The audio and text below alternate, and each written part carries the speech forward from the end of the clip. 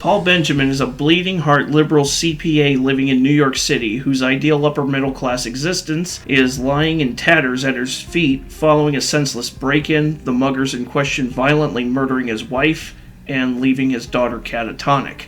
As he struggles to make sense of everything, he understandably finds himself growing disillusioned, frustrated with the police department's inability to find the attackers, and as his frustration builds into unfathomable rage, he makes the decision to do what the police are unable to.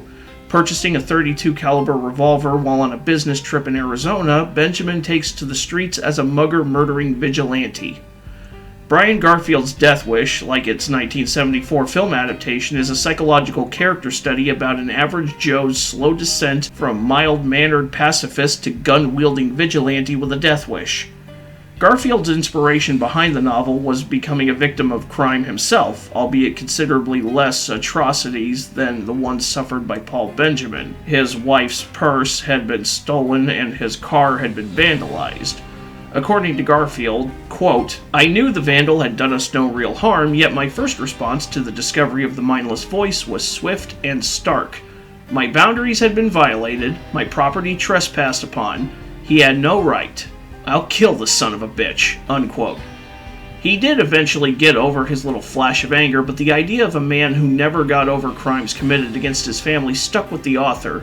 He wrote Death Wish to make a statement that vigilantism is an attractive fantasy, but it only makes things worse in reality. Now, if you know me, you know that I hate it when creatives make something for the express purpose of making a statement. But Death Wish is one of those rare cases where I feel the message approach actually works in the narrative's favor. The novel begins and ends on Benjamin, never once leaving his side for the entire 159 pages. At least that's how long the paperback version I'd purchased from Amazon was. And chronicles his descent into madness. Over the course of the novel's first half, he's forced to rethink everything he's come to believe in his 47-year existence. His grief is very relatable to the reader, and his reasons for turning to vigilante justice are more than understandable. We've all felt an unbending rage to kill a motherfucker for wronging us at one point or another, and Paul Benjamin does act on his rage.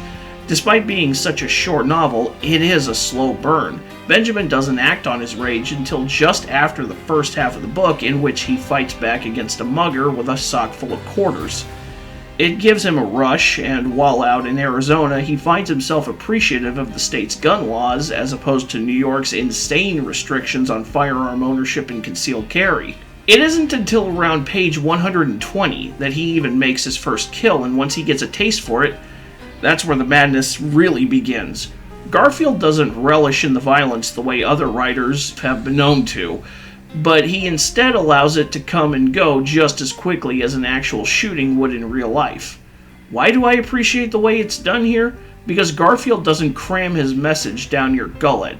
He hammers his point home with enough subtlety and respect for the reader's intelligence to not force his message upon them.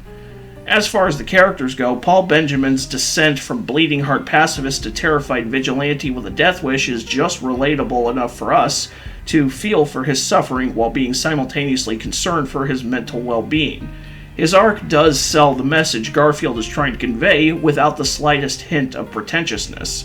His son-in-law Jack, look, this guy's a New York City lawyer. He talks like a lawyer and acts like a lawyer, even as his wife, Benjamin's catatonic daughter, slowly slips into unresponsiveness.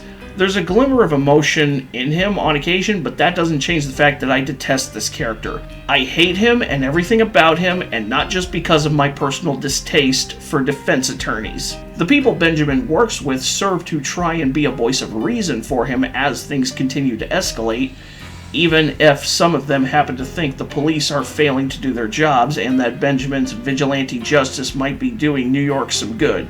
I won't say who, so I'll just leave that for you to discover. The people Benjamin kills are completely faceless and devoid of personality, but that seems by design.